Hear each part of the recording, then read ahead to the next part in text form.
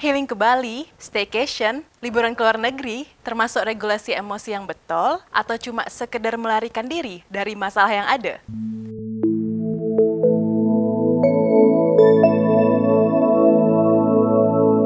Assalamualaikum warahmatullahi wabarakatuh. Sebelum kita bahas, apa sih itu regulasi emosi? Pertama-tama, dah tahu ke apa itu yang disebut emosi? Emosi adalah keadaan psikologis yang wajar ada di diri manusia terhadap semua hal yang terjadi di dunia. Emosi itu macam-macam, dari bahagia, sedih, takut, terkejut, jijik, sampai marah. Kita sebagai manusia pasti ngerasakan banyaknya emosi dalam menghadapi keseharian kita, dari yang menyenangkan sampai yang memberatkan. Dah tahu ke kalau emosi-emosi itu bisa ganggu kita dalam menjalankan aktivitas sehari-hari? Disinilah regulasi emosi perlu dilakukan. Regulasi emosi adalah kemampuan diri kita untuk kontrol atau mengendalikan emosi yang kita rasakan. Misalnya, kita kontrol diri kita pas kita lagi marah dengan pasangan karena ndak upload foto kita di story-nya. Bisa jadi juga ketika kita menyembunyikan rasa tegang, takut ketika harus berhadapan dengan HRD ketika interview kerja,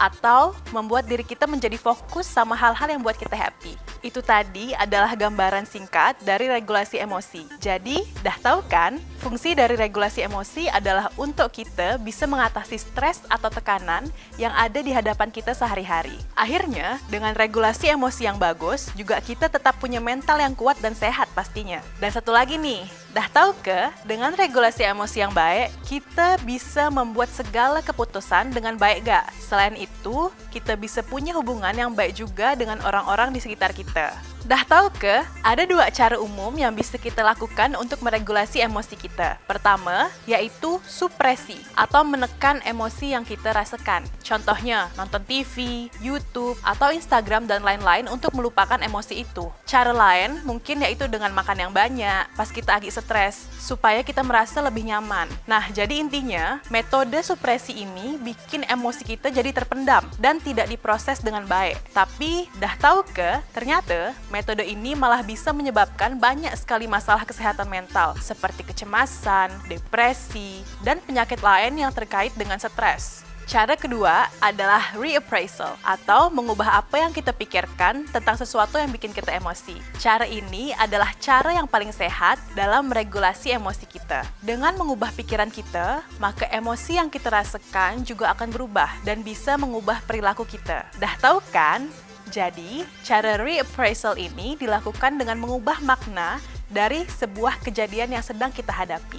Contohnya gini, makanan kita jatuh ke tanah. Emosi yang awalnya muncul mungkin kaget, kesal karena makanan ini baru dibeli, karena baru bisa terbeli abis 2 bulan nabung. Akhirnya kan kita jadi sedih, kesal, dan marah. Tapi dengan metode reappraisal ini, kita mulai ubah pola pikir kita. Mungkin memang makanan itu nggak baik buat kita, atau memang ada makanan yang lebih baik yang harusnya masuk ke badan kita pada waktu itu.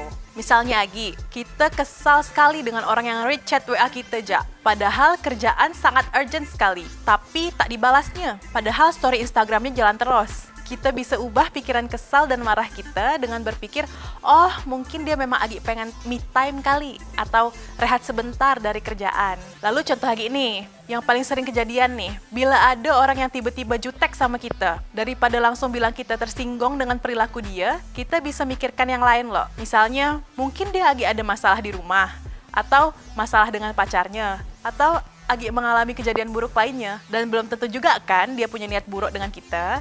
Nah, balik lagi ke awal. Healing-healingan, apakah healing yang dilakukan budak-budak zaman sekarang nih merupakan cara untuk regulasi emosi yang tepat atau enggak? Dah tahu kan? Apakah healing yang mereka gunakan itu benar-benar dilakukan untuk meregulasi emosi dengan baik atau enggak? Apakah mereka dan kalian-kalian yang healing itu benar-benar membuat emosi negatif menjadi lebih adaptif untuk diri kalian?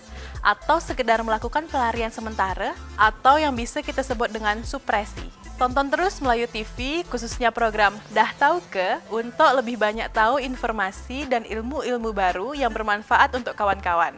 Assalamualaikum warahmatullahi wabarakatuh. Melayu TV, kita serumpun.